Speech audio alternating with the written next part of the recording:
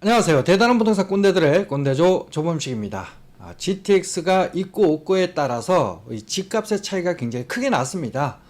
경기권 같은 경우에도 GTX가 없는 지역들 같은 경우에는 평균 한 4억짜리가 7억 5천까지 상승할 때 GTX가 들어서는 지역의 집값은 평균 10억 정도를 할 만큼 더 많이 상승을 했거든요. 자, 그만큼 영향이 훨씬 더 큰데요. 자, 그런데 앞으로 GTX가 신규로 들어서는 지역들도 당연히 그만큼 더 가격이 상승할 수 있는 또 하나의 기회가 될 수 있겠죠. 최근에 대선과 지방선거를 통해서 GTX에 대한 신규 노선들의 계획이 발표가 됐습니다. 자, 그런데 이 중에서도 어디가 될지 가능성이 있을지 이런 부분들을 많은 분들이 이제 점치거나 고민을 하시는데요. 자, 그래서 오늘 시간에는 GTX가 들어설 수 있는 가능성이 가장 높은 지역이 어딜지, 또 그 안에서도 가격이 많이 상승한다면 더더욱 좋겠죠. 자, 그런 기회가 될 수 있는 지역 어딘지를 한번 찾아봤습니다. 자, GTX 노선은 크게 두 가지 안으로 나눠서 볼 수가 있는데요. 하나는 이제 대선 때 나온 윤석열 정부의 공약안, 그리고 또 하나는 이번 지방선거 때 나온 김동연 경기도지사의 공약안으로 나눠서 볼 수 있습니다.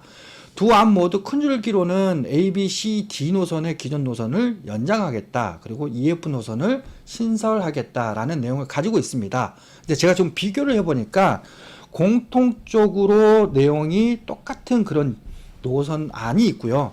또 큰 차이가 나는 지역들로 이렇게 나눠지더라고요. 경기도든 또 정부든 공통적으로 계획안을 가지고 있는 지역들, 이런 지역들이 가장 빠르게 진행될 수 있는 가능성이 굉장히 높은 그런 노선들이라는 겁니다. 자, 그래서 찾아보니까 대략 AC 노선의 연장안, 그리고 D 노선의 강남과 하남까지 직결되는 안, 거기에 광주, 이천, 여주까지 연결되는 신설안이 이 두 안에 공통되어 있는 노선들 지역입니다.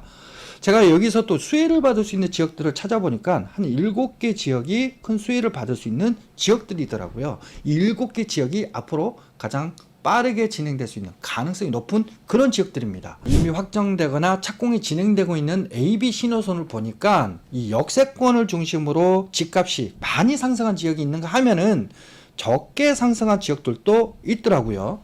자, 그러면 이거 7개 수혜 지역들 중에서 앞으로 집값이 이렇게 많이 상승할 수 있는 그런 지역들이 지금 시점에서는 또 하나의 기회가 될 수 있는 그런 지역들이거든요. 자, 그러면 이 집값이 많이 상승한 역세권들은 왜 많이 상승을 하게 됐을까요? 자, GTX의 A 노선을 보면서 그 이유를 알아보도록 하겠습니다. 자, 용인역과 우리가 동탄역 두 개의 역세권을 비교해 보면 알 수가 있는데요.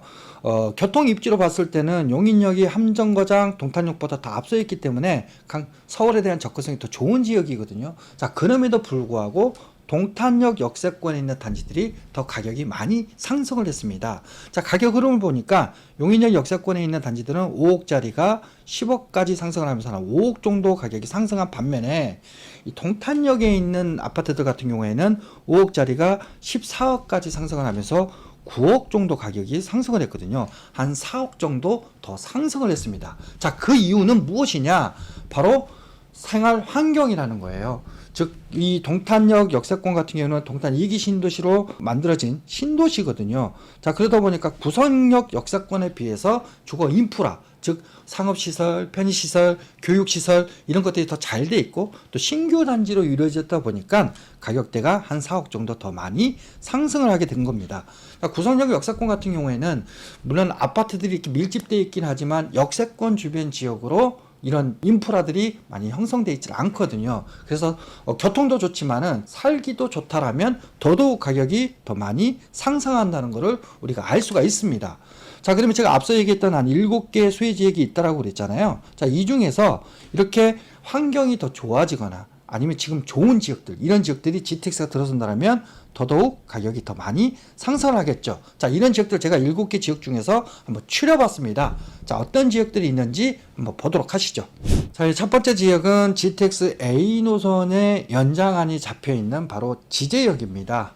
이 A 노선 연장안, 이 지제역 같은 경우에는 지금 경기도 아니든 또 정부에서 내놓은 공약안이든 다 공통적으로 이미 계획이 잡혀 있는 지역인데요.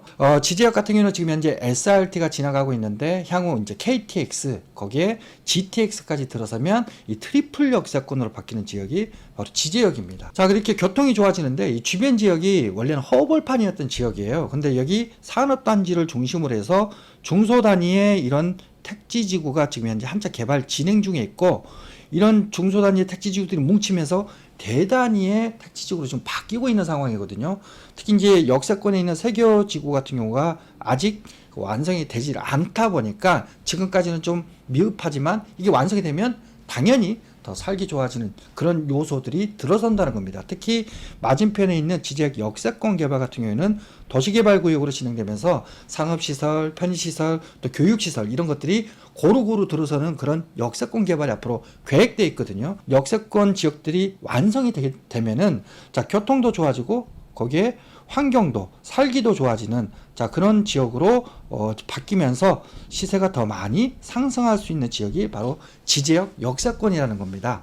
특히나 위쪽에 있는 고덕신도시에 이 삼성 반도체 라인이 지금 현재 들어서 있거든요. 이 대기업의 직장인들이 굉장히 많이 들어서는 지역이잖아요. 이 삼성의 배후주거지로서도 활용이 될 수 있는 그런 지역들입니다. 자, 위쪽에 보면은 수원 쪽에 삼성 그 주변 지역의 배후주거지로 광교라든지 동탄 이런 지역들이 수혜를 받으면서 거의 14억대, 또 광교 같은 경우에는 15억, 16억대까지 가격이 상승을 했지 않습니까?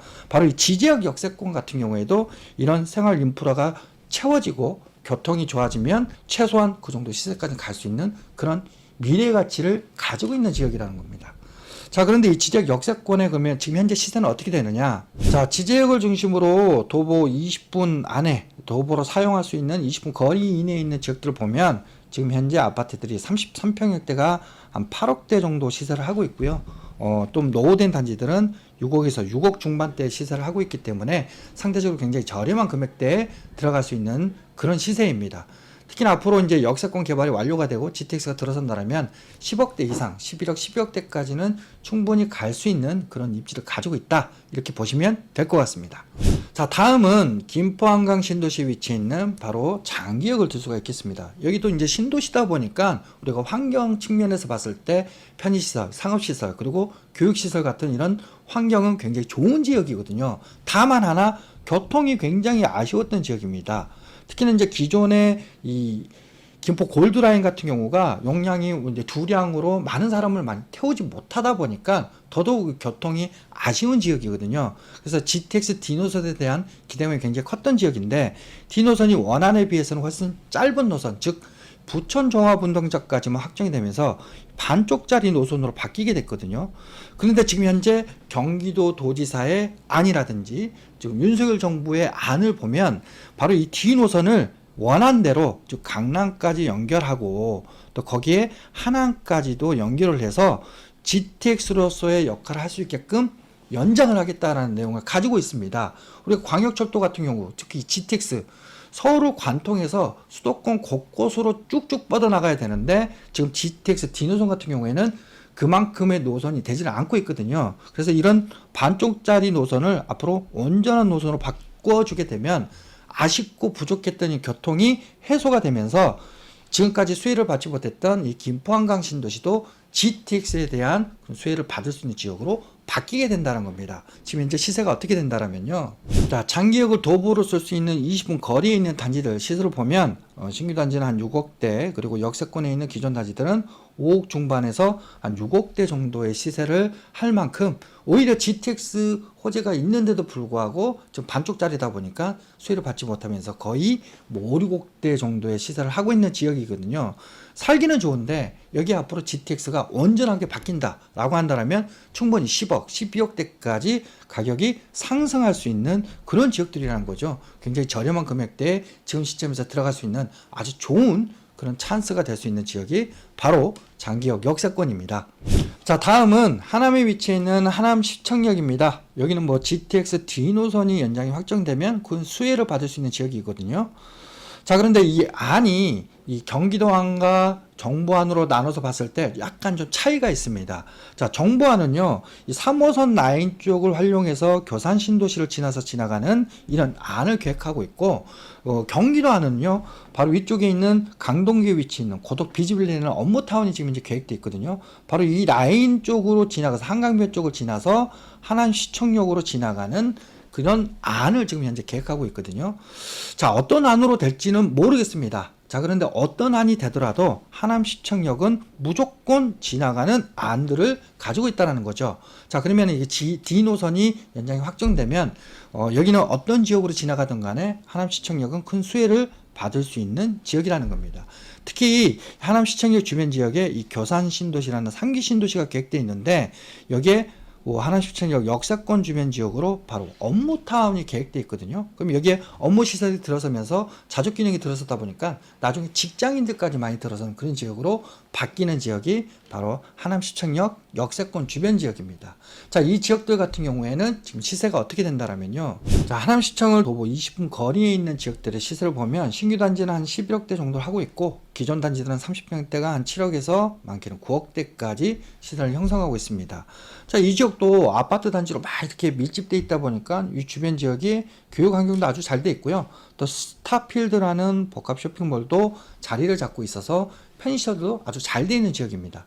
특히나 이제 한강변에 위치해 있다 보니까 한강을 또 활용할 수 있다는 지리적 장점을 또 가지고 있는데 향후 GTX D 노선이 확정이 되고 거기에 추가적으로 교산 신도시에 있는 업무타운이 만들어지면 여기가 주거 환경이 더 좋아지면서 배우 주거지로서 가장 활용이 될 수 있는 지역이 바로 하남시청역 역세권 라인입니다. 자, 이 지역들 같은 경우에도 지금 현재 7, 8억대 정도 하고 있는데 향후 리모델링이라든지 또 재건축 이런 수혜들과 맞물리게 되면 더더욱 가격이 더 오를 수 있는 그런 지역들이에요. 자, 이렇게 세 지역을 제가 한번 추려봤는데요. 자, 내 집 마련으로 고민을 하시거나 다 어디에 좀 저렴하게 주택을 매수를 해서 가격이 오를 수 있는 지역들 찾으시는 분들 확실한 호재죠. 이런 GTX가 가능한 지역들 또 빨리 진행될 수 있는 이런 지역들 역세권 위주로 보신다면 충분히 안전하고 확실한 재테크 전략 내 집 마련 기회를 잡으실 수 있을 거라고 생각이 듭니다. 자, 오늘 영상이 좋으셨다면 구독, 좋아요, 알림 설정 부탁드리겠고 또 좋은 영상으로 찾아뵙도록 하겠습니다. 감사합니다.